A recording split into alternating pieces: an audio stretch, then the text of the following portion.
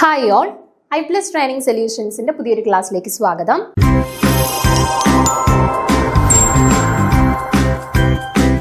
ഇന്ന് നമ്മൾ സ്റ്റാർട്ട് ചെയ്യാനായിട്ട് പോകുന്നത് നമ്മുടെ 2025 ഇപ്പൊ കഴിഞ്ഞിട്ടുള്ള സെറ്റ് എക്സാംസിന്റെ ഒരു ക്വസ്റ്റ്യൻ ഡിസ്കഷൻ സീരീസ് ആണ്.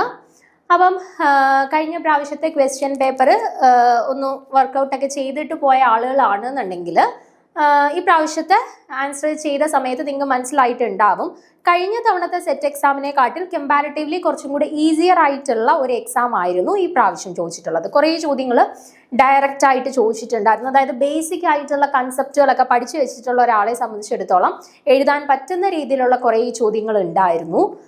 പിന്നെ ചില ചോദ്യങ്ങൾ പ്യുവർലി കൺസെപ്ച്വൽ ബേസ്ഡ് ആയിട്ട് അല്ലാന്നുണ്ടെങ്കിൽ നമ്മൾ അധികം വർക്ക്ഔട്ട് ചെയ്യാത്തതായിട്ട് അങ്ങനത്തെ കുറച്ച് ചോദ്യങ്ങളും ഉണ്ടായിരുന്നു, നോർമലി എല്ലാ പ്രാവശ്യവും ചോദിക്കുന്നത് പോലെ തന്നെ. പക്ഷെ കഴിഞ്ഞ പ്രാവശ്യത്തെ എക്സാമിനെ വെച്ചിട്ട് കമ്പയർ ചെയ്യുന്ന സമയത്ത് കുറച്ചും കൂടി ഈസിയർ ആയിട്ടുള്ള ഒരു എക്സാം ആയിരുന്നു ഈ പ്രാവശ്യം നടന്നിട്ടുണ്ടായിരുന്നത്. ഓക്കെ, അപ്പം നമുക്ക് എക്സാമിലെ ക്വസ്റ്റ്യൻസിന്റെ ഒരു ചെറിയൊരു ക്വസ്റ്റ്യൻ ഡിസ്കഷൻ സീരീസ് ആണ് ഇന്ന് തൊട്ടിട്ട് നമ്മൾ സ്റ്റാർട്ട് ചെയ്യാനായിട്ട് പോകുന്നത്. അപ്പൊ തുടങ്ങാം നമുക്ക്.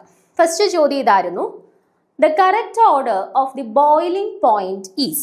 അപ്പൊ ബോയിലിംഗ് പോയിന്റിന്റെ ശരിയായിട്ടുള്ള ഓർഡർ തിരഞ്ഞെടുക്കാനായിരുന്നു ചോദ്യം. Okay, SnH4, GeH4, SiH4, CH4 ഈ 4 ആളുകളാണ് നമുക്ക് തന്നിട്ടുള്ളത്. അതായത് കാർബൺ ഫാമിലിയിലുള്ള 4 ഹൈഡ്രൈഡുകളുടെ ഓർഡർ ആണ് നമുക്ക് കണ്ടുപിടിക്കാനായിട്ട് ചോദിച്ചിട്ടുള്ളത്. ഓക്കെ, അപ്പൊ നമുക്ക് പൊതുവെ ഇപ്പൊ ഇവിടെ കാർബൺ, സിലിക്കൺ, ജെർമേനിയം, ടിന്ന് താഴോട്ട് പോയിക്കാണ് അല്ലെ. കാർബൺ ഫാമിലിയിലുള്ളവര് താഴോട്ട് പോയിക്കാണ്. അപ്പൊ നമ്മളിവിടെ ബേസിക് ആയിട്ട് അറിഞ്ഞിരിക്കേണ്ടത്, ഒരു ഗ്രൂപ്പില് മെമ്പേഴ്സ് താഴോട്ട് വരുന്നതിനനുസരിച്ച് അവരുടെ ഹൈഡ്രൈഡ്സിന്റെ കറസ്പോണ്ടിങ് ആയിട്ടുള്ള ബോയിലിംഗ് പോയിന്റിൽ എന്ത് വ്യത്യാസം വരുന്നു, അത് ജനറൽ ആയിട്ട് അറിയാവുന്ന ഒരാളെ സംബന്ധിച്ചിടത്തോളം വളരെ ഈസി ആയിട്ടുള്ള ഒരു ചോദ്യമായിരുന്നു. ഓക്കെ, അപ്പൊ നമുക്ക് ബേസിക് ആയിട്ടുള്ള കുറച്ച് കാര്യങ്ങളൊന്ന് നോക്കാം, അതിനുശേഷം ആൻസറിലോട്ട് പോവാം. നോക്കിക്കേ, the boiling point of a substance is influenced by its molecular weight and the type of intermolecular forces present. അപ്പം ഒരു പദാർത്ഥത്തിന്റെ ബോയിലിംഗ് പോയിന്റ് ഡിപ്പെൻഡ് ചെയ്യുന്നത് പ്രധാനമായിട്ടും 2 ഫാക്ടേഴ്സിനെയാണ്.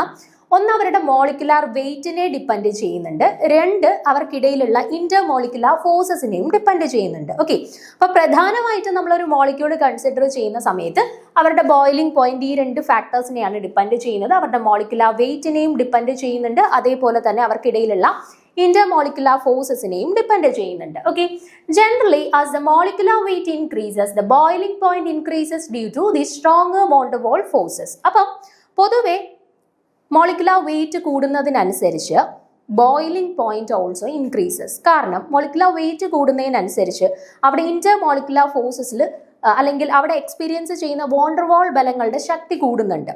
ഓക്കെ, അപ്പം 2 ഫാക്ടേഴ്സും ബോയിലിംഗ് പോയിന്റിനെ ഇൻഫ്ലുവൻസ് ചെയ്യുന്ന ഫാക്ടേഴ്സ് ആണ്. മോളിക്കുലാർ വെയിറ്റ് കൂടുന്നു, അതേപോലെ തന്നെ ഇന്റർമോളിക്കുലാർ ഫോഴ്സും അട്രാക്ഷൻ അല്ലാന്നുണ്ടെങ്കിൽ ഇവിടെ വാൻ ഡെർ വാൾ ഫോഴ്സസ് ആണ് മോസ്റ്റ്ലി ആക്ട് ചെയ്യുന്നത്. അപ്പോൾ വാൻ ഡെർ വാൾ ബലങ്ങളും കൂടുന്നുണ്ട്. അപ്പോൾ ഈ 2 ഫാക്ടേഴ്സും ഇൻക്രീസ് ചെയ്യുന്നതിനനുസരിച്ചിട്ട് കറസ്പോണ്ടിങ് ആയിട്ട് അവരുടെ ബോയിലിംഗ് പോയിന്റ് ഓൾസോ ഇൻക്രീസ് ചെയ്യുക. അതാണ് generally as the molecular weight increases the boiling point increases due to the stronger van der Waals forces.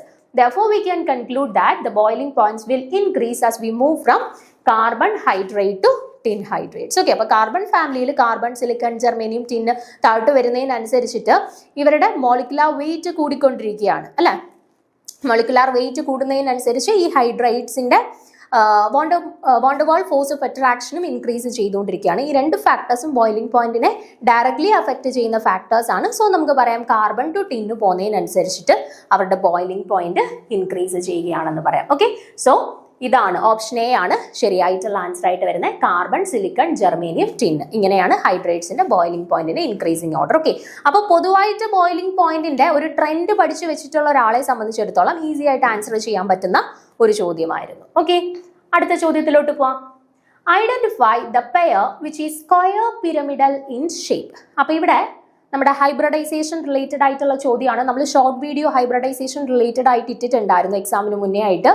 ഏകദേശം അതിനകത്ത് ഹൈബ്രിഡൈസേഷൻ റിലേറ്റഡ് ആയിട്ടുള്ള എല്ലാ കൺസെപ്റ്റ്സും നമ്മൾ കവർ ചെയ്ത് പോയിട്ടുണ്ടായിരുന്നു. ആൻഡ് ആ ഒരു കൺസെപ്റ്റ് ബേസ് ചെയ്തിട്ട് ഏകദേശം 2-3 ചോദ്യങ്ങൾ നമ്മുടെ ഈ എക്സാമിന് തന്നെ ചോദിച്ചിട്ടുണ്ടായിരുന്നു. അത്യാവശ്യം ആ വീഡിയോ കണ്ട ഒരാളെ സംബന്ധിച്ചിടത്തോളം ഈ പറയുന്ന എല്ലാ ചോദ്യങ്ങളും സിമ്പിൾ ആയിട്ട് ആൻസർ ചെയ്യാനും പറ്റുമായിരുന്നു. ഓക്കെ, അപ്പൊ അങ്ങനെയുള്ള ഒരു ചോദ്യമാണ് ഈ 2ാമത്തെ ചോദ്യം. നോക്കിക്കേ, ഐഡന്റിഫൈ ദ പെയർ വിച്ച് ഈ square pyramidal in shape. Square pyramidal shape വരുന്ന ആളുകളുടെ പെയർ ഏതാണ് എന്നാണ് ചോദ്യം. Okay, BRF5 ASF5, BRF5 XEO F4, IF7 XEO2 F2, XEF6 SF4. അപ്പൊ ഈ 4 പെയേഴ്സിൽ സ്ക്വയർ പിരമിഡൽ ഷേപ്പ് വരുന്ന ആളെയാണ് നമുക്ക് കണ്ടുപിടിക്കാനായിട്ടുള്ളത്. ഓക്കെ, അപ്പൊ നമുക്ക് ആദ്യം ഓരോരുത്തരുടെ ഓരോ പേര് കൺസിഡർ ചെയ്തിട്ട് ഓരോരുത്തരുടെയും ഹൈബ്രിഡൈസേഷനും അവരുടെ ഷേപ്പും ഒന്ന് പ്രെഡിക്റ്റ് ചെയ്ത് നോക്കാം. ഓക്കെ, അപ്പൊ ഫസ്റ്റ് മോളിക്യൂൾ എന്ന് പറയുന്നത് ആദ്യത്തെ പേരിലെ ആദ്യത്തെ ആളെന്ന് പറയുന്നത് BRF5 ആണ്. ഓക്കെ, BRF5 ആണ്. അപ്പം ആദ്യം നമുക്ക് ഇവരുടെ കേസിലെ ഹൈബ്രിഡൈസേഷൻ കണ്ടുപിടിക്കാം. ഹൈബ്രിഡൈസേഷൻ കണ്ടുപിടിക്കുന്നതിന് വേണ്ടിയിട്ട് ഫസ്റ്റ് സ്റ്റെപ്പ് നമ്മൾ എന്താ ചെയ്യുക? VSEP നമ്പർ കണ്ടുപിടിക്കുക അല്ലെ. അപ്പൊ VSEP നമ്പർ എങ്ങനെ കണ്ടുപിടിക്കുക? സെൻട്രൽ ആറ്റത്തിലുള്ള വാലൻസ് ഇലക്ട്രോൺസ് പ്ലസ് അതിനെ സറൗണ്ട് ചെയ്യുന്ന മോണോവാലന്റ് സ്പീഷീസുകളുടെ എണ്ണം പ്ലസ് ചാർജ് ഉണ്ടോ ഇല്ല, അപ്പൊ അത് കൊടുക്കണ്ട, ഡിവൈഡഡ് ബൈ 2. അപ്പൊ 12/2 വിച്ച് ഈസ് ഈക്വൽ ടു 6 എന്ന് കിട്ടി. ഓക്കെ, അപ്പം നമുക്ക് VSEP നമ്പർ 6 കിട്ടിക്കഴിഞ്ഞാൽ നമുക്കറിയാം ഹൈബ്രിഡൈസേഷൻ എന്തായിരിക്കും? sp3d2 ഹൈബ്രിഡൈസേഷൻ ആയിരിക്കും. ഇനി നമുക്ക് ബോണ്ട് പെയേഴ്സിന്റെ എണ്ണവും ലോൺ പെയേഴ്സിന്റെ എണ്ണവും കണ്ടുപിടിക്കാമല്ലോ. ബോണ്ട് പെയേഴ്സ് എന്ന് പറയുന്നത് സെൻട്രൽ ആറ്റത്തിനെ സറൗണ്ട് ചെയ്തിട്ടുള്ള ആളുകളുടെ എണ്ണമാണ്. മോണോവാലന്റ് അല്ലെങ്കിൽ ജനറലി എത്ര ആറ്റംസ് സറൗണ്ട് ചെയ്തിട്ടുണ്ടോ അവരുടെ എണ്ണമാണ്. എത്രയാണ്? 5 പേരുണ്ട്. അപ്പൊ ബോണ്ട് പെയേഴ്സിന്റെ എണ്ണം 5. ലോൺ പെയേഴ്സിനെ എങ്ങനെയാ കണ്ടുപിടിക്കുക? VSEP നമ്പറിൽ നിന്നും ബോണ്ട് പെയേഴ്സിനെ കുറയ്ക്കണം അല്ലെ. അപ്പൊ 6 - 5 വിച്ച് ഈസ് ഈക്വൽ ടു 1.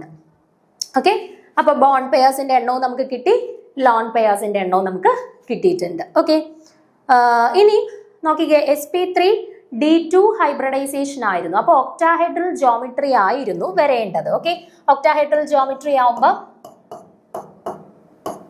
ഇങ്ങനെയായിരുന്നു വരേണ്ടത്. പക്ഷേ അതിനകത്ത് ഇപ്പൊ എന്താണ്, ഒരാള് ലോൺ പെയർ, ബാക്കി 5 പേരാണ് ബോണ്ട് പെയർ ആയിട്ട് വന്നിട്ടുള്ളത് അല്ലെ. അപ്പൊ ഇതിപ്പോ ലോൺ പെയർ ആണെന്നുണ്ടെങ്കിൽ ബാക്കി 5 പേരാണ് ബോണ്ട് പെയർ ആയിട്ട് വന്നിട്ടുള്ളത്. ഓക്കെ, അപ്പൊ അവരുടെ ഷേപ്പ് എന്ത് വന്നിട്ടുണ്ട്? സ്ക്വയർ പിരമിഡൽ വന്നിട്ടുണ്ട് അല്ലെ. അപ്പൊ BRF5ന്റെ ഷേപ്പ് നമുക്ക് കിട്ടി, സ്ക്വയർ പിരമിഡൽ ആയിട്ട് കിട്ടിയിട്ടുണ്ട്. ഓക്കെ, ഇനി അടുത്ത ആളെ ചെക്ക് ചെയ്ത് നോക്കാം. ASF5 ആഴ്സനിക് ആണ് വന്നിട്ടുള്ളത്. ഓക്കെ, അപ്പൊ ആഴ്സനിക് എന്ന് പറയുന്നത് ഏത് ഫാമിലിയിലാണ് ഉൾപ്പെട്ടിട്ടുള്ളത്? നൈട്രജന്റെ ഫാമിലിയിൽ ഉൾപ്പെട്ടിട്ടുള്ള ആളാണ് അല്ലെ. അപ്പൊ balance nitrogen, phosphorus, arsenic, antimony, Bismith അങ്ങനെയാണ് വരുന്നത്. അപ്പൊ നൈട്രജന്റെ ഫാമിലിയിൽ ആയതുകൊണ്ട് തന്നെ അവരുടെ ബാലൻസ് ഇലക്ട്രോൺസ് എത്രയാണ് വരുന്നത്? 5. അപ്പൊ 5 plus surrounding atoms 5 divided by 2. അപ്പൊ 10/2 എന്ത് കിട്ടി? 5 എന്ന് കിട്ടി. അപ്പൊ 5 കിട്ടിക്കഴിഞ്ഞാൽ ഹൈബ്രിഡൈസേഷൻ എന്താ വരിക? sp3d hybridisation. ഓക്കെ, ഇനി നമുക്ക് ബോണ്ട് പെയേഴ്സും ലോൺ പെയേഴ്സും കണ്ടുപിടിക്കാം. ബോണ്ട് പെയേഴ്സ് എത്രയാ വരിക? 5 പേര് സറൗണ്ട് ചെയ്തിട്ടുണ്ട് അല്ലെ. ലോൺ പെയേഴ്സ് എത്രയാ വരിക? VSEP നമ്പറിൽ നിന്ന് ബോണ്ട് പെയേഴ്സ് കുറച്ചു. അപ്പൊ എത്ര? Lone pairs 0. അപ്പൊ sp3d ഹൈബ്രിഡൈസേഷനകത്ത് 5 പേരും ബോണ്ട് പെയേഴ്സ് ആണെന്നുണ്ടെങ്കിൽ അവരുടെ ഷേപ്പ് എന്താ വരിക? ട്രൈഗണൽ ബൈ പിരമിഡൽ ജോമെട്രി ആണ് വരുന്നത് അല്ലെ. അപ്പം സ്ക്വയർ പിരമിഡൽ ആണോ? അല്ല. അപ്പൊ അത് അല്ല നമ്മുടെ ഓപ്ഷൻ എന്ന്. ആദ്യത്തെ പെയർ ഓഫ് ആളുകളല്ല സ്ക്വയർ പിരമിഡൽ ജിയോമെട്രി ഫോളോ ചെയ്യുന്നതെന്ന് മനസ്സിലായി. ഇനി രണ്ടാമത്തെ ആളുകളെ കൺസിഡർ ചെയ്ത് നോക്കാം. BRF5നെ നമ്മൾ ഓൾറെഡി കണ്ടുപിടിച്ച് വെച്ചിട്ടുണ്ട്, ഇപ്പൊ കണ്ടുപിടിച്ചായിരുന്നു. എന്താണ്? സ്ക്വയർ പിരമിഡൽ ജിയോമെട്രി ആണ് വരുന്നത് എന്നുള്ളത്. അടുത്ത XeOF4ന്റെ ഒന്ന് നോക്കാം. ഇവിടെ സെൻട്രൽ ആറ്റം സിനോൺ ആണ്. ഓക്കെ, അപ്പം ബാലൻസ് ഇലക്ട്രോൺസ് 8. ഇനി സറൗണ്ടിങ് മോണോവാലന്റ് സ്പീഷീസിനെ എണ്ണണം. ഓക്സിജൻ ഒരു മോണോവാലന്റ് സ്പീഷീസ് ആണോ? അല്ല. ഫ്ലൂറിൻ മാത്രമേ ഉള്ളൂ തന്നിട്ടുള്ളതിൽ മോണോവാലന്റ് ആയിട്ടുള്ളത്. അപ്പൊ മോണോവാലന്റ് സ്പീഷീസുകളുടെ എണ്ണം 5 കൊടുക്കുവോ 4 കൊടുക്കുവോ? നമ്മൾ ഓക്സിജനെ കൗണ്ട് ചെയ്യത്തില്ല, ഫ്ലൂറിനെ മാത്രമേ കൗണ്ട് ചെയ്യത്തുള്ളൂ. സോ 4 എന്ന് കൊടുക്കും. ചാർജ് ഒന്നും ഇല്ല, അത് 0 എന്ന് കൊടുത്തു. Divided by 2. അപ്പൊ 12/2 എത്ര കിട്ടി? 6 എന്ന് കിട്ടി. ഓക്കെ, അപ്പൊ 6 എന്ന് കിട്ടിക്കഴിഞ്ഞാൽ ഹൈബ്രിഡൈസേഷൻ എന്താ വരിക? sp3d2 ഹൈബ്രിഡൈസേഷൻ എന്ന് കിട്ടി. ഇനി ബോണ്ട് പെയേഴ്സും ലോൺ പെയേഴ്സും കണ്ടുപിടിക്കാം. ബോണ്ട് പെയേഴ്സ് എത്രയാ വരുന്നത്? സിനോണിനെ സറൗണ്ട് ചെയ്ത് ഒരു ഓക്സിജൻ ഉണ്ട്, 4 ഫ്ലൂറിനുണ്ട്, മൊത്തത്തിൽ 5 പേരുണ്ട്. അപ്പൊ ബോണ്ട് പെയേഴ്സ് 5. ലോൺ പെയേഴ്സ് എത്രയാ വരിക? ലോൺ പെയേഴ്സ് കണ്ടുപിടിക്കാനായിട്ട് VSEP നമ്പർ 6ൽ നിന്നും ബോണ്ട് പെയേഴ്സ് 5 കുറച്ചു കഴിഞ്ഞാൽ എത്ര കിട്ടി? 1 കിട്ടി. അപ്പൊ വീണ്ടും നമുക്ക് BRF5ന്റെ കൂട്ട് തന്നെ നോക്കിക്കേ. sp3d2 ആകുമ്പോൾ ഒക്ടാഹെഡ്രലാണ് ജോമെട്രി വരിക. അപ്പം ഇങ്ങനെ വരും അല്ലെ. പക്ഷെ ഇതിനകത്ത് ഒരാള് ആരാണ്? ലോൺ പെയർ ആയിട്ട് വരും. ഓക്കെ, ഒരാള് ഓക്സിജൻ, ബാക്കി 4 എടുത്ത് ഫ്ലൂറിൻ. ഓക്കെ, അപ്പൊ വീണ്ടും ഇവിടുത്തെ ഷേപ്പ് എന്തായിട്ടാ വന്നേക്കുന്നത്? സ്ക്വയർ പിരമിഡൽ ആയിട്ടാണ് വന്നിട്ടുള്ളത് അല്ലേ? അപ്പൊ ഏത് രണ്ട്, ഇനി ബാക്കി 4 പേരെ, അതായത് ഓപ്ഷൻ സിയിൽ കൊടുത്തിട്ടുള്ള 2 പേരെ, ഓപ്ഷൻ ഡിയിൽ കൊടുത്തിട്ടുള്ള 2 പേരെ നോക്കിക്കഴിഞ്ഞാൽ നിങ്ങൾക്ക് മനസ്സിലാവും അവർക്ക് സ്ക്വയർ പിരമിഡൽ ജിയോമെട്രി അല്ല. ആ പേരിലുള്ള 2 പേർക്കും സ്ക്വയർ പിരമിഡൽ ജിയോമെട്രി അല്ല ഫോളോ ചെയ്യുന്നത്. അപ്പൊ ഈ ചെയ്തതിൽ നിന്ന് നമുക്ക് മനസ്സിലായി ആരാണ് സ്ക്വയർ പിരമിഡൽ ജിയോമെട്രി ഫോളോ ചെയ്യുന്ന പെയർ ഓഫ് ആളുകള്. BRF5 XCOF4 ആണ് സ്ക്വയർ പിരമിഡൽ ജിയോമെട്രി ഫോളോ ചെയ്യുന്ന 2 ആളുകൾ. ഓക്കെ ആണേ? അപ്പൊ ഇവിടെ കറക്റ്റ് ആൻസർ ആയിട്ട് വരുന്നത് ഏതാണ്? Option B BRF5 and XCOF4 ആണ് കറക്റ്റ് ആൻസർ ആയിട്ട് വരുന്നത്. ഓക്കെ, അടുത്ത ചോദ്യത്തിലോട്ട്. വളരെ സിമ്പിൾ ആയിട്ടുള്ള ഹൈബ്രിഡൈസേഷന്റെ ബേസിക്സ് പഠിച്ചിട്ടുള്ള ഒരാളെ സംബന്ധിച്ചിടത്തോളം വളരെ സുഗമമായിട്ട് ആൻസർ സ്കോർ ചെയ്യാൻ പറ്റുന്ന ഒരു ചോദ്യമായിരുന്നു ഈ 2ാമത്തെ ചോദ്യം എന്ന് പറയുന്നത്. ഇനി 3ാമത്തെ ചോദ്യം ഏകദേശം അതേപോലെയുള്ള ഒരു ചോദ്യം തന്നെയാണ്. നോക്കിക്കേ നിങ്ങൾ, match list 1 with list 2. Okay, അപ്പൊ ഇവിടെയും നമുക്ക് ഹൈബ്രിഡൈസേഷൻ കണ്ടുപിടിക്കാനായിട്ടുള്ള ചോദ്യമാണ്. നേരത്തെ ചെയ്തതുപോലെ തന്നെ വളരെ സിമ്പിൾ ആയിട്ട് നമുക്ക് ആൻസർ കണ്ടുപിടിക്കാൻ പറ്റുന്ന ചോദ്യമാണ്. നോക്കിക്കേ, I3 minus NH2 minus SO2 HgCl2. Hybridisation പഠിച്ച ഒരാളെ സംബന്ധിച്ചിടത്തോളം സുഖമായിട്ട് ആൻസർ കണ്ടുപിടിക്കാം. നോക്കിക്കേ, നമുക്ക് ഓരോരുത്തരുടേതായിട്ട് ഹൈബ്രിഡൈസേഷൻ ഒന്ന് കണ്ടുപിടിച്ച് നോക്കാം. ഫസ്റ്റ് I3 മൈനസ്, ഈ സെയിം എക്സാമ്പിൾ ഒക്കെ തന്നെ നമ്മൾ ആ ഷോർട്ട് വീഡിയോ ചെയ്ത സമയത്ത് ചെയ്തിട്ടുള്ളതായിരുന്നു. I3 മൈനസിന്റെ ഒക്കെ ഹൈബ്രിഡൈസേഷൻ നമ്മൾ അവിടെ കണ്ടുപിടിച്ചിട്ടുള്ളതായിരുന്നു. നോക്കിക്കേ, I3 മൈനസിന്റെ കേസിൽ നമ്മൾ I3 മൈനസിനെ എങ്ങനെ എഴുതാമെന്ന് പഠിച്ചു. I2 മൈനസ് എന്ന് റെപ്രസെന്റ് ചെയ്യുന്നതിന്റെ എളുപ്പത്തിന് വേണ്ടി. അപ്പൊ സെൻട്രൽ ആറ്റം ആയിട്ട് വന്നിട്ടുള്ളത് അയഡിൻ. അയഡിന്റെ വാലൻസ് ഇലക്ട്രോൺസ് 7 പ്ലസ് അതിനെ സറൗണ്ട് ചെയ്ത് 2 അയഡിനും കൂടി ഉണ്ട്, അതായത് 2 മോണോവാലന്റ് സ്പീഷീസ് കൂടി ഉണ്ട്. അപ്പൊ +2 ചാർജ് ഉണ്ടല്ലോ, ഒരു മൈനസ് ചാർജ്, മൈനസ് വരുമ്പോൾ VSEP നമ്പർ കണ്ടുപിടിക്കുന്ന ഇക്വേഷനകത്തത് പ്ലസ് എന്ന് ഇട്ട് കൊടുക്കണം. Okay, divided by 2. അപ്പൊ 10/2 വിച്ച് ഈസ് ഈക്വൽ ടു എന്ത് കിട്ടി? 5 എന്ന് കിട്ടി. അപ്പൊ I3 മൈനസിന്റെ കേസിൽ VSEP നമ്പർ 5 കിട്ടിയെങ്കിൽ അവരുടെ ഹൈബ്രിഡൈസേഷൻ എന്തായിരിക്കും? sp3 ഡീഹൈബ്രിഡൈസേഷൻ ആയിരിക്കും. VSEP നമ്പർ 5 കിട്ടിയാൽ sp3 ഡീഹൈബ്രിഡൈസേഷൻ, 6 കിട്ടിക്കഴിഞ്ഞാൽ sp3d2 അല്ലെ? അത് നമ്മൾ പഠിച്ചതാണ്. ആ വീഡിയോക്കകത്ത് നമ്മൾ ഡീറ്റെയിൽ ആയിട്ട് എല്ലാം പറഞ്ഞതാണ്. അപ്പൊ നമുക്ക് I3 മൈനസിന്റെ കേസിൽ ഹൈബ്രിഡൈസേഷൻ എന്ത് കിട്ടി? sp3d എന്ന് കിട്ടി. ഓക്കെ, അപ്പം A2 എന്ന് കിട്ടി. അപ്പൊ A2 വരുന്ന 2 ഓപ്ഷൻസ് ഉണ്ട്. അപ്പൊ അടുത്തേയും കൂടെ കണ്ടുപിടിക്കാം. NH2 മൈനസ് ഒന്ന് കണ്ടുപിടിക്കാം. NH2 മൈനസ് ആവുമ്പോൾ സെൻട്രൽ ആറ്റം നൈട്രജൻ. നൈട്രജന്റെ കേസിൽ വാലൻസ് ഇലക്ട്രോൺസ് എത്രയാണ്? 5 പ്ലസ് സറൗണ്ട് ചെയ്ത് എത്ര ആളുകളുണ്ട്? 2 ഹൈഡ്രജൻ ഉണ്ട്. ദെൻ ഒരു നെഗറ്റീവ് ചാർജ്, നമ്മൾ അതിനെ +1 എന്ന് കൊടുത്തു. Okay, divided by 2. 5 ഉം 2 7, 7 1 8, 8/2 വിച്ച് ഈസ് ഈക്വൽ ടു എന്ത് കിട്ടി? 4 കിട്ടി. 4 കിട്ടിക്കഴിഞ്ഞാൽ ഹൈബ്രിഡൈസേഷൻ എന്താണ്? 4 കിട്ടിക്കഴിഞ്ഞാൽ ഹൈബ്രിഡൈസേഷൻ sp3 ഹൈബ്രിഡൈസേഷൻ ആണ്. ഓക്കെ, അപ്പൊ NH2 മൈനസ് sp3 എന്ന് കിട്ടി അല്ലെ? അതായത് 1 എന്ന് കിട്ടി. അപ്പം B1 എന്ന് കിട്ടി. ഇവിടെ വെച്ച് തന്നെ നമുക്ക് ഉറപ്പിക്കാൻ വേണമെങ്കിൽ A2 B1 എന്ന് വരുന്ന ആകെ ഒരു ഓപ്ഷൻ മാത്രമേ ഉള്ളൂ. ഇനി SO2ന്റെ കേസിൽ നോക്കിക്കഴിഞ്ഞാലോ, SO2ന്റെ കേസിൽ നോക്കിക്കഴിഞ്ഞാൽ സൾഫർ ആണ് സെൻട്രൽ ആറ്റം. സൾഫർ ഓക്സിജൻ ഫാമിലിയിൽ വരുന്ന ആളാണ്. അപ്പൊ വാലൻസ് ഇലക്ട്രോൺസ് എത്രയാണ്? 6 ആണ്. സറൗണ്ട് ചെയ്തിട്ടുള്ളത് ഓക്സിജൻ ആണ്. അവർ മോണോവാലന്റ് ആണോ? അല്ല. അപ്പൊ മോണോവാലന്റ് സ്പീഷീസുകളുടെ എണ്ണത്തിന്റെ സ്ഥാനത്ത് 0 കൊടുക്കുക. Divided by 2. 6/2 എന്താ? 3. 3 കിട്ടിക്കഴിഞ്ഞാൽ ഹൈബ്രിഡൈസേഷൻ എന്താ വരിക? sp2 hybridisation. അപ്പൊ SO2ന്റെ കറസ്പോണ്ടിങ് ആയിട്ട് നമുക്ക് എന്ത് കിട്ടി? sp2 hybridisation. ഇപ്പൊ തന്നെ ആൻസർ മനസ്സിലായല്ലോ, C4 വരുന്നു. ഓക്കെ, അപ്പൊ D എന്തായാലും 3 sp ഹൈബ്രിഡൈസേഷനും ആയിരിക്കും വരുന്നത്. ഓക്കെ, അപ്പൊ ആൻസർ എന്താ വന്നേക്കുന്നത്? ഓപ്ഷൻ C ആണ് നമുക്ക് ഇവിടെ കറക്റ്റ് ആൻസർ ആയിട്ട് വന്നിട്ടുള്ളത്. ഓക്കെ, അപ്പൊ ക്ലിയർ ആണല്ലോ? ഈ 2 ചോദ്യം ഹൈബ്രിഡൈസേഷനുമായിട്ട് ബന്ധപ്പെട്ട് വളരെ ഈസി ആയിട്ടുള്ള 2 ചോദ്യങ്ങളായിരുന്നു. നമുക്ക് ഷുവർ ആയിട്ട് എല്ലാവരും എന്തായാലും മാർക്ക് സ്കോർ ചെയ്തിട്ടുള്ള 2 ചോദ്യങ്ങളായിരിക്കും ഈ പറഞ്ഞിട്ടുള്ളത്. ഓക്കെ, ഇനി അടുത്ത ചോദ്യത്തിലോട്ട് പോവാം. 4ാമത്തെ ചോദ്യം, identify the correct order of the first ionisation energy. ഇതും വളരെ സിമ്പിൾ, നമ്മുടെ പീരിയോഡിസിറ്റി റിലേറ്റഡ് ആയിട്ടുള്ള വളരെ ബേസിക് ആയിട്ടുള്ള സിമ്പിൾ ആയിട്ടുള്ള ഒരു ചോദ്യം. ഒരു സിമ്പിൾ ലോജിക്ക് അപ്ലൈ ചെയ്യണമെന്ന് മാത്രമേ ഉള്ളൂ. നോക്കിക്കേ, ഇവിടെ നമുക്ക് aluminium, silicon, sulphur, phosphorus, chlorine ഇത്ര ആളുകളെയാണ് തന്നിട്ടുള്ളത്. ഇവരുടെ ഫസ്റ്റ് അയണൈസേഷൻ എനർജിയുടെ ഓർഡർ ആണ് നമ്മളോട് ചോദിച്ചിട്ടുള്ളത്. ഓക്കെ, അപ്പം നോക്കിക്കേ, നമ്മൾ പഠിച്ചിട്ടുണ്ട് അയണൈസേഷൻ എനർജി എന്ന് പറഞ്ഞാൽ it is the amount of energy required to remove an electron from the valence shell അല്ലെങ്കിൽ വാലൻസ് ഓർബിറ്റൽ. അപ്പം വാലൻസ് ഷെല്ലിൽ നിന്നും ഒരു ഇലക്ട്രോണിനെ റിമൂവ് ചെയ്യാൻ നമുക്ക് ആവശ്യമായിട്ടുള്ള എനർജിനെയാണ് നമ്മൾ അയണൈസേഷൻ എനർജി എന്ന് യൂഷ്വലി പറയുന്നത്. ഓക്കെ, അപ്പം അയണൈസേഷൻ എനർജി ഒരു ഗ്രൂപ്പിലും പീരീഡിലും എങ്ങനെയാണ് വേരി ചെയ്യുന്നത്? ഒരു പീരീഡിൽ ലെഫ്റ്റ് ടു റൈറ്റ് പോകുമ്പോൾ സൈസ് കുറഞ്ഞു വരികയാണ്, അതിനനുസരിച്ച് അയണൈസേഷൻ എനർജി കൂടി വരും അല്ലെ. എന്നാൽ ഒരു ഗ്രൂപ്പിലാണെന്നുണ്ടെങ്കിൽ മുകളിൽ നിന്ന് താഴോട്ട് വരുന്നതിനനുസരിച്ച് സൈസ് കൂടി വരും, അതിനനുസരിച്ച് അയണൈസേഷൻ എനർജി കുറഞ്ഞു വരും. ഇതെല്ലാം ജനറൽ ആയിട്ടുള്ള കാര്യങ്ങൾ നമ്മൾ ചെറിയ ക്ലാസ്സുകൾ തൊട്ടേ പഠിച്ചു വരുന്ന കാര്യങ്ങളാണ്. ഓക്കെ, അപ്പം ഞാനിപ്പം രണ്ടാമത്തെ പീരീഡിലുള്ള ആളുകളെ ഒന്ന് എഴുതുകയാണേ. രണ്ടാമത്തെ പീരീഡിൽ വരുന്ന ആളുകൾ, അതായത്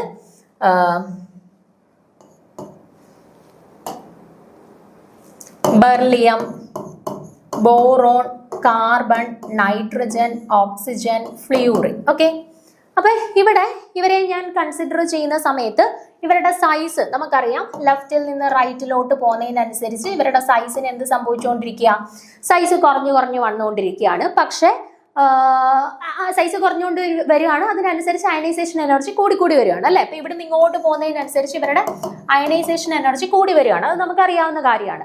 ആൻഡ് ഇവരുടെ കേസിൽ ഒരു എക്സെപ്ഷണൽ കേസ് വരുന്നത് ആരുടെ രണ്ടുപേരുടെ കേസിലാണ്, നൈട്രജന്റെയും ഓക്സിജന്റെയും കേസിലാണ് ഒരു എക്സെപ്ഷൻ വരുന്നത്. കാരണം എന്തായിരുന്നു, നൈട്രജന്റെ കേസിൽ 1s2 2s2 2p3 എന്ന് പറയുന്ന ഹാഫ് ഫിൽഡ് ആയിട്ടുള്ള കോൺഫിഗറേഷൻ ആണ്. ആൻഡ് ഓക്സിജന്റെ കേസിൽ 1s2 2s2 2p4 ആണ്. അപ്പൊ എപ്പോഴും ഹാഫ് ഫിൽഡ് അല്ലെങ്കിൽ ഫുള്ളി ഫിൽഡ് കോൺഫിഗറേഷന് എക്സ്ട്രാ സ്റ്റെബിലിറ്റി ഉള്ളത് കൊണ്ട് തന്നെ ഓക്സിജനെ കാട്ടിലും സ്റ്റേബിൾ ആയിട്ടുള്ള സ്പീഷീസ് ആണ് നൈട്രജൻ. അതുകൊണ്ട് തന്നെ അവിടെ നിന്ന് ഒരു ഇലക്ട്രോണിനെ റിമൂവ് ചെയ്യാൻ ബുദ്ധിമുട്ടാണ്.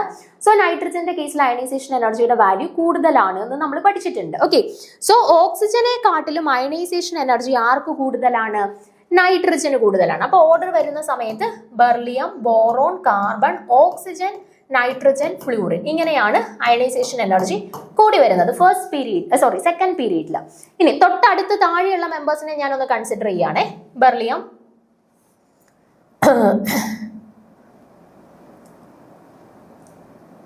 ഓക്കെ, മഗ്നീഷ്യം, ബെർലിയം, ഓരോരുത്തരുടെയും താഴോട്ട് വരുന്ന ആളുകളെ ഞാനൊന്ന് എഴുതുവാണേ. ബെർലിയം, മഗ്നീഷ്യം, ബോറോൺ, താഴെ അലൂമിനിയം, കാർബൺ, താഴെ സിലിക്കൺ, ഓക്സിജൻ, താഴെ സൾഫർ, നൈട്രജൻ, താഴെ ഫോസ്ഫറസ്, ഫ്ലൂറിൻ, താഴെ ക്ലോറിൻ. ഇത്രയും ആളുകളെ എടുത്തു. ഓക്കെ, അപ്പൊ നൈട്രജന്റെ തൊട്ട് താഴെ വരുന്ന നൈട്രജന്റെ കോൺഫിഗറേഷൻ 2s2 2p3 ആണെന്നുണ്ടെങ്കിൽ നൈട്രജന്റെ തൊട്ട് താഴെ വരുന്ന ആളുടെ കോൺഫിഗറേഷൻ എന്താ, 3s2 3p3 ആയിരിക്കും അല്ലെ. അപ്പൊ ഫോസ്ഫറസിന്റെ കോൺഫിഗറേഷൻ എന്ത് വരും, 3s2 3p3 വരും. ഓക്സിജന്റെ കോൺഫിഗറേഷൻ 1s2 2s2 2p4 ആണെങ്കിൽ ഓക്സിജന്റെ തൊട്ട് താഴെ വരുന്ന ഓക്സിജന്റെ താഴെ വരുന്ന സൾഫറിന്റെ കോൺഫിഗറേഷൻ എന്താ വരിക, 1s2 2s2 2p4 എന്നായിരിക്കും, 3s2 3p4 എന്നായിരിക്കും വരുന്നത് അല്ലെ. അപ്പൊ കമ്പാരിറ്റീവ്ലി നോക്കിക്കേ, നൈട്രജന് ഹാഫ് ഫിൽഡ് കോൺഫിഗറേഷൻ ആയതുപോലെ തന്നെ ഫോസ്ഫറസിനും ഹാഫ് ഫിൽഡ് കോൺഫിഗറേഷൻ ആണ്. സോ ഫോസ്ഫറസും ഓക്സിജനെ പോലെ തന്നെ അല്ലെങ്കിൽ ഓക്സിജന്റെ തൊട്ട് താഴെ വരുന്ന സൾഫറിനെ കാട്ടിലും സ്റ്റെബിലിറ്റി ഉണ്ട്. അതുകൊണ്ട് തന്നെ അവർക്കായിരിക്കും അയണൈസേഷൻ എനർജി കൂടുതൽ. അപ്പൊ നോക്കിക്കേ, നമ്മൾ തൊട്ട് മുന്നേ പറഞ്ഞതുപോലെ ഇവരുടെ കേസിലും എങ്ങനെയാണ് ഓർഡർ വരുന്നത്, magnesium, aluminium, silicon, sulphur, phosphorus, chlorine. ആ ഓർഡർ ഏതാണെന്ന് നോക്കിക്കേ, aluminium, silicon, sulphur, phosphorus, chlorine. ഇതായിരിക്കും കറക്റ്റ് ആയിട്ടുള്ള അയണൈസേഷൻ എനർജി. അപ്പൊ ഇവിടെ ഓർക്കേണ്ട കാര്യം, നമ്മൾ സെക്കൻഡ് പീരീഡിലുള്ളവരുടെ പഠിച്ചിട്ടുണ്ട്. നൈട്രജനും ഓക്സിജനും വരുന്ന സമയത്ത് എക്സെപ്ഷൻ ഉണ്ട്. സോ ഓക്സിജനെ കാട്ടിലും അയണൈസേഷൻ എനർജി കൂടുതൽ നൈട്രജൻ ആണെന്ന് പഠിച്ചിട്ടുണ്ട്. പക്ഷെ നമുക്ക് ചിലപ്പോൾ നെക്സ്റ്റ് പീരീഡ്, തേർഡ് പീരീഡ് തരുന്ന സമയത്ത് നമ്മൾ ഈ കാര്യം ഓർക്കത്തില്ല. നമ്മൾ അവരുടെ സൈസ് വെച്ചിട്ട് ആ ഓർഡർ അങ്ങ് സെലക്ട് ചെയ്ത് വെക്കും. പക്ഷെ ഇവിടെ ഓർക്കണം, നൈട്രജന്റെ തൊട്ട് താഴെ വരുന്ന ആളാണ് ആര്, ഫോസ്ഫറസ്. സോ നൈട്രജന്റെ സ്റ്റേബിൾ കോൺഫിഗറേഷൻ പോലെ തന്നെ ഫോസ്ഫറസിനും സ്റ്റേബിൾ കോൺഫിഗറേഷൻ ഉണ്ട്. ഓക്കെ, സോ ഓക്സിജന്റെ തൊട്ട് താഴെ വരുന്ന ആളാണ് സൾഫർ. സോ സൾഫറിനെ കാട്ടിൽ സ്റ്റേബിൾ കോൺഫിഗറേഷൻ ഫോസ്ഫറസിനുണ്ട്. സോ ഫോസ്ഫറസിന് സൾഫറിനെ കാട്ടിൽ അയണൈസേഷൻ എനർജി കൂടുതലുണ്ട്. ആ ഒരു പോയിന്റ് ആണ് നിങ്ങൾ ഇവിടെ മനസ്സിലാക്കിയിരിക്കേണ്ടത്. ഓക്കെ ആണോ? സോ കറക്റ്റ് ആൻസർ ആയിട്ട് വരുന്നത് ഏതാണ് ഇവിടെ? ഓപ്ഷൻ ഞാനിവിടെ കൊടുത്തിട്ടുണ്ട്, റീസൺ കൊടുത്തിട്ടുണ്ട്. ഓപ്ഷൻ ഡി ആണ് കറക്റ്റ് ആൻസർ ആയിട്ട് വരുന്നത്. മനസ്സിലായോ കാര്യം? വളരെ സിമ്പിൾ ആയിട്ടുള്ള ചോദ്യമാണ്, സിമ്പിൾ ലോജിക്ക്. നമ്മൾ അയണൈസേഷൻ എനർജി ഒരു ഗ്രൂപ്പിലും പീരീഡിലും എങ്ങനെയാണ് വേരി ചെയ്യുന്നത് എന്നുള്ളതും പഠിച്ചു വെച്ചിട്ടുണ്ട്. നൈട്രജന്റെയും ഓക്സിജന്റെയും എക്സെപ്ഷണൽ ബിഹേവിയറും പഠിച്ചു വെച്ചിട്ടുള്ള ഒരാളെ സംബന്ധിച്ചിടത്തോളം ഈസി ആയിട്ട് മാർക്ക് സ്കോർ ചെയ്യാൻ പറ്റുന്ന ഒരു ചോദ്യം കൂടിയായിരുന്നു. ഓക്കെ, അടുത്ത ചോദ്യം, അഞ്ചാമത്തെ ചോദ്യം നോക്കാം. Identify the correct order of bond length among the following. ഇതും നമ്മുടെ ഒരു +2 ബേസ്ഡ് ആയിട്ടുള്ള +1 +2 ക്ലാസ്സുകളിൽ നമ്മൾ പഠിക്കുന്ന കാര്യമാണ്. ബോണ്ട് ഓർഡർ കണ്ടുപിടിക്കാനായിട്ടൊക്കെ നമ്മൾ MOT മോളിക്കുലർ ഓർബിറ്റൽ തിയറിയും കാര്യങ്ങളും ഒക്കെ നമ്മൾ ഒരു +1 +2 ക്ലാസ്സുകളിൽ പഠിക്കുന്നതാണ്. ആ കൺസെപ്റ്റ് വെച്ചിട്ടുള്ള ഒരു ചോദ്യമായിരുന്നു. ഇതും വളരെ സിമ്പിൾ ആയിട്ടുള്ള ഒരു ചോദ്യമായിരുന്നു. NO 2- NO NO+, NO-. ഇവരുടെ കേസിൽ ഇവരുടെ ബോണ്ട് ലെങ്ത്തിന്റെ ഓർഡർ, കൃത്യമായിട്ടുള്ള ഓർഡർ പ്രെഡിക്റ്റ് ചെയ്യാനായിട്ടാണ് ചോദിച്ചിട്ടുള്ളത്. ഓക്കെ, അപ്പൊ നമുക്ക് നോക്കാം. ആദ്യം ബോണ്ട് ലെങ്ത്തിന്റെ ഓർഡർ ആണ് നമുക്ക് ചോദിച്ചിട്ടുള്ളത്. അപ്പൊ ബോണ്ട് ലെങ്ത് എന്തും തമ്മിൽ റിലേഷൻ നമ്മൾ പഠിച്ചിട്ടുണ്ട്. ബോണ്ട് ഓർഡറും ബോണ്ട് ലെങ്തും തമ്മിലുള്ള റിലേഷൻ നമ്മൾ പഠിച്ചിട്ടുണ്ട്. ബോണ്ട് ഓർഡറും ബോണ്ട് ലെങ്തും ഇൻവേഴ്സ് റിലേഷൻസ് ആണ് കാണിക്കുന്നത്. അതായത് ബോണ്ട് ഓർഡർ കൂടുതലുള്ള ഒരാളെ സംബന്ധിച്ചിടത്തോളം അവരുടെ ബോണ്ട് ലെങ്ത് കുറവായിരിക്കും. ആൻഡ് ബോണ്ട് ഓർഡർ കുറവുള്ള ഒരാളെ സംബന്ധിച്ചിടത്തോളം അവരുടെ ബോണ്ട് ഓർഡർ കൂടുതലായിരിക്കും. ഓക്കെ, ബോണ്ട് ലെങ്ത് കൂടുതലായിരിക്കും. അപ്പോൾ bond order and bond length are inversely proportional to each other. രണ്ടുപേരും പരസ്പരം ഇൻവേഴ്സ്ലി പ്രൊപ്പോർഷണൽ ആണ്. അപ്പൊ നമുക്കിവിടെ ഓരോരുത്തരുടെ കേസിലും അവരുടെ ബോണ്ട് ഓർഡർ കണ്ടുപിടിച്ചു കഴിഞ്ഞാൽ ആ ബോണ്ട് ഓർഡറിന്റെ ഓർഡർ എന്താണോ അതിന്റെ നേരെ റിവേഴ്സ് ആയിരിക്കും ബോണ്ട് ലെങ്ത്തിന്റെ ഓർഡർ. ഓക്കെ, അപ്പൊ നമുക്ക് വളരെ സിമ്പിൾ ആയിട്ട് കണ്ടുപിടിക്കാം. നമുക്ക് നോക്കാം എങ്ങനെയാണ് എന്നുള്ളത്. നമ്മൾ ഇവിടെ നിങ്ങൾ പ്രത്യേകം ഓർത്തിരിക്കേണ്ട കാര്യം, അപ് ടു 14 ഇലക്ട്രോൺസും മോർ ദാൻ 14 ഇലക്ട്രോൺസും വരുമ്പം കോൺഫിഗറേഷന്റെ ഓർഡർ നിങ്ങൾ കൃത്യമായിട്ട് ഓർത്തിരിക്കണം. അതായത് അപ് ടു 14 ഇലക്ട്രോൺസ് വരുമ്പോൾ σ1s, σ*1s, σ2s, σ*2s, π2px equal to π2py fill ചെയ്ത ശേഷം മാത്രമാണ് ആര് ഫില്ല് ചെയ്യുന്നത്? σ2pz ഫില്ല് ചെയ്യുന്നത്. അത് ഓർത്ത് വെച്ചേക്കുക. പക്ഷേ ഗ്രേറ്റർ ദാൻ 14 ഇലക്ട്രോൺസിന്റെ കേസ് വരുന്ന സമയത്ത് σ1, σ*1, σ2, σ*2s അതിനുശേഷം σ2pz ഫില്ല് ചെയ്ത ശേഷം മാത്രമാണ് π2px equal to π2py fill ചെയ്യുന്നത്. അതിനുശേഷമാണ് ആര് π*2px equal to π*2py σ*2pz fill ചെയ്യുന്നത്. ആ ഓർഡർ കൃത്യമായിട്ട് ഓർത്ത് വെച്ചേക്കണം. ഈ ഓർഡർ തെറ്റിപ്പോയി കഴിഞ്ഞാൽ നമ്മൾ പിന്നെ കാൽക്കുലേറ്റ് ചെയ്യുന്ന കാൽക്കുലേഷൻസ് മൊത്തം തെറ്റിപ്പോകും. ഓക്കെ, അപ്പൊ അത് കൃത്യമായിട്ട് ഓർത്ത് വെച്ചേക്കാം. ഇനി നമുക്ക് ഓരോരുത്തരുടെ കേസിലും അവരുടെ ബോണ്ട് ഓർഡർ ഒന്ന് കണ്ടുപിടിച്ച് നോക്കാം. നോക്കിക്കേ, ഇവിടെ NO 2- ഉണ്ട്, NO- ഉണ്ട്, NO+ ഉണ്ട്, NO ഉണ്ട്. നോക്കിക്കേ, നമുക്ക് NO 2- ഉണ്ട്, NO- ഉണ്ട്, NO+ ഉണ്ട്, NO ഉണ്ട്. ഓരോരുത്തരുടെ കേസിലുമുള്ള ടോട്ടൽ ഇലക്ട്രോൺസിനെ ഞാനൊന്ന് താഴോട്ട് എഴുതുകയാണ്. നൈട്രജന്റെ കേസിൽ 7 ഇലക്ട്രോൺ, ഓക്സിജന്റെ കേസിൽ 8 ഇലക്ട്രോൺ. അപ്പൊ 7 × 14 15. then ഒരു 2- ഉണ്ട്, അപ്പൊ 2 ഇലക്ട്രോൺ കൂടെ കൂട്ടണം. അപ്പൊ ടോട്ടൽ ഇലക്ട്രോൺ എത്ര ആയി? 17 ആയി. അടുത്ത NO-, നൈട്രജൻ 7, ഓക്സിജൻ 8, അപ്പൊ 7 × 14 15. then ഒരു മൈനസ് ചാർജ് ഉണ്ട്, അപ്പൊ എത്ര ആയി? 16 ഇലക്ട്രോൺസ്. അടുത്ത NO+ ആവുമ്പോഴത്തേനോ, NO എന്ന് പറയുമ്പോൾ 15 ഇലക്ട്രോൺ, അതിനകത്തുനിന്ന് ഒരെണ്ണം പോണം. ഒരെണ്ണം പോയി കഴിയുമ്പോൾ എന്ത് വരും? 14 electrons. Okay, then NO വരുമ്പോഴത്തേനോ, NO വരുമ്പോഴത്തേന് 7, 8, 15 ഇലക്ട്രോൺസ്. അപ്പൊ ഇവിടെ ഇനി ചെയ്ത് നോക്കേണ്ട ആവശ്യമില്ല. അപ്പൊ അപ് ടു 14 ഇലക്ട്രോൺസ് ആവുമ്പോൾ ഈ ഓർഡറിലാണ് ഇലക്ട്രോൺസിനെ ഫിൽ ചെയ്യുന്നത്. 2, 2, 2, 2, 2, 2, 2. ഓക്കെ, ഇനി ബാക്കിയുള്ള 15, 16, 17 ഇലക്ട്രോൺസ് വരുന്ന സമയത്ത് ഇവിടോട്ടാണ് ഇലക്ട്രോൺസിനെ ഫില്ല് ചെയ്യേണ്ടത്. ഇവിടോട്ട് ഇലക്ട്രോൺസിനെ ഫില്ല് ചെയ്യുന്ന സമയത്ത് നോക്കിക്കേ, 14 ഇലക്ട്രോൺ, 2, 4, 6, 8, 10, 12, 14 ഇലക്ട്രോൺസിനെ ഫില്ല് ചെയ്തു. 15 ഇലക്ട്രോൺ ഫില്ല് ചെയ്യുന്ന സമയത്ത് ഒരു ഇലക്ട്രോൺ π*2px വരും. അടുത്ത 16 ഇലക്ട്രോണിനെ ഫില്ല് ചെയ്യുന്ന സമയത്ത് ഒരു ഇലക്ട്രോണും കൂടെ π*2py വരും. ഓക്കെ, ആൻഡ് 17 ഇലക്ട്രോണിനെ ഫില്ല് ചെയ്യുന്ന സമയത്ത് ഒരു ഇലക്ട്രോണും കൂടെ π*2px വരും. അപ്പൊ നോക്കിക്കേ, ഈ 15 ഇലക്ട്രോണും 16 ഇലക്ട്രോണും 17 ഇലക്ട്രോണും എല്ലാം വരുന്ന സന്ദർഭങ്ങളിൽ എക്സ്ട്രാ ഇലക്ട്രോൺസ് എങ്ങോട്ടേക്കാണ് ഒക്കുപ്പൈ ചെയ്തിട്ടുള്ളത്? π* ആന്റി ബോണ്ടിങ് മോളിക്കുലർ ഓർബിറ്റൽസിലോട്ടാണ് പോയിട്ടുള്ളത്. ആൻഡ് നമുക്കറിയാം, ഇലക്ട്രോൺസ് ആന്റി ബോണ്ടിങ് മോളിക്കുലർ ഓർബിറ്റൽസിലോട്ട് പോവുകയാണ് എന്നുണ്ടെങ്കിൽ അവരുടെ കറസ്പോണ്ടിങ് ബോണ്ട് ഓർഡർ എന്ത് ചെയ്യും? കുറയും അല്ലേ? ബോണ്ട് ഓർഡർ എന്ത് ചെയ്യുന്നത്? ആന്റി ബോണ്ടിങ് മോളിക്കുലർ ഓർബിറ്റൽസ് π*ലോട്ടോ σ*ലോട്ടോ ഇലക്ട്രോൺസ് ഫില്ല് ചെയ്യുവാണെന്നുണ്ടെങ്കിൽ ബോണ്ട് ഓർഡർ എന്ത് ചെയ്യുക ചെയ്യുന്നത്? ബോണ്ട് ഓർഡർ ഡിക്രീസ് ചെയ്യും അല്ലെ? അപ്പൊ ഇവിടെ 14 ഇലക്ട്രോൺസ് വരെ ഫില്ല് ചെയ്ത സമയത്ത് അവസാന ഇലക്ട്രോൺസ് എല്ലാം ഫില്ല് ചെയ്തിട്ടുള്ളത് ബോണ്ടിങ് മോളിക്കുലർ ഓർബിറ്റൽസിലാണ്. പക്ഷെ 15, 16, 17 ഇലക്ട്രോൺസ് ഫില്ല് ചെയ്യുമ്പോഴത്തേന് അഡീഷണൽ ആയിട്ട് പോകുന്ന ഇലക്ട്രോൺസ് എല്ലാം ആന്റി ബോണ്ടിങ് മോളിക്കുലർ ഓർബിറ്റൽസിലോട്ടാണ് പോകുന്നത്. അപ്പൊ അവരുടെ ബോണ്ട് ഓർഡർ എന്ത് സംഭവിച്ചുകൊണ്ടിരിക്കും? Bond order കുറഞ്ഞുകൊണ്ടിരിക്കും. അപ്പൊ അങ്ങനെയാണെന്നുണ്ടെങ്കിൽ ബോണ്ട് ഓർഡർ ഏറ്റവും കൂടുതൽ ആർക്കാണുള്ളത്? 14 ഇലക്ട്രോൺസ് ഉള്ള NO+നാണ് ബോണ്ട് ഓർഡർ ഏറ്റവും കൂടുതലുള്ളത്. പിന്നെ ആർക്കായിരിക്കും? പിന്നെ 15 ഇലക്ട്രോൺ വരുമ്പോഴാണ് അറ്റ്ലീസ്റ്റ് ഒരു ഇലക്ട്രോൺ മാത്രം π*ലോട്ട് വരുന്നത്. അതാരാണ്? NO. അപ്പൊ സെക്കൻഡ് പൊസിഷനിൽ ബോണ്ട് ഓർഡർ വരുന്നത് ആർക്കാണ്? NOയ്ക്കാണ്. പിന്നെ അടുത്തത് 16 ഇലക്ട്രോൺ വരുമ്പോൾ 2 ആന്റി ബോണ്ടിങ്ങിലോട്ട് പോകും. ബോണ്ട് ഓർഡർ ഫർദർ കുറയും. അപ്പൊ അത് NO മൈനസ്. ഓക്കെ, അടുത്തത് 17 ഇലക്ട്രോൺ. 17 ഇലക്ട്രോൺ വരുമ്പോൾ 3 ആന്റി ബോണ്ടിങ്ങിലോട്ട് പോകും. അപ്പോൾ ബോണ്ട് ഓർഡർ ഫർദർ വീണ്ടും കുറയും. ഓക്കെ, അപ്പൊ അത് ഏറ്റവും ബോണ്ട് ഓർഡർ കുറഞ്ഞിട്ടുള്ളവരാണ് NO2 മൈനസ്. ഇത് ഞാൻ എഴുതിയിട്ടുള്ളത് ബോണ്ട് ഓർഡറിന്റെ ക്രമമാണ്. ചില ആളുകൾ ഓർക്കാണ്ട് ഈ ഓപ്ഷൻ മാർക്ക് ചെയ്ത് വെക്കും, നമ്മുടെ മാർക്ക് പോവുകയും ചെയ്യും. അപ്പൊ പ്രത്യേകം ഓർത്തോണം, ബോണ്ട് ഓർഡർ അല്ല ചോദ്യത്തിൽ ചോദിച്ചിട്ടേക്കുന്നത്, ബോണ്ട് ലെങ്ത്തിന്റെ ഓർഡർ ആണ് ചോദിച്ചിട്ടുള്ളത്. നമുക്കറിയാം ബോണ്ട് ഓർഡറും ബോണ്ട് ലെങ്ത്തും ഇൻവേഴ്സ്ലി പ്രൊപ്പോർഷണൽ ആണ്.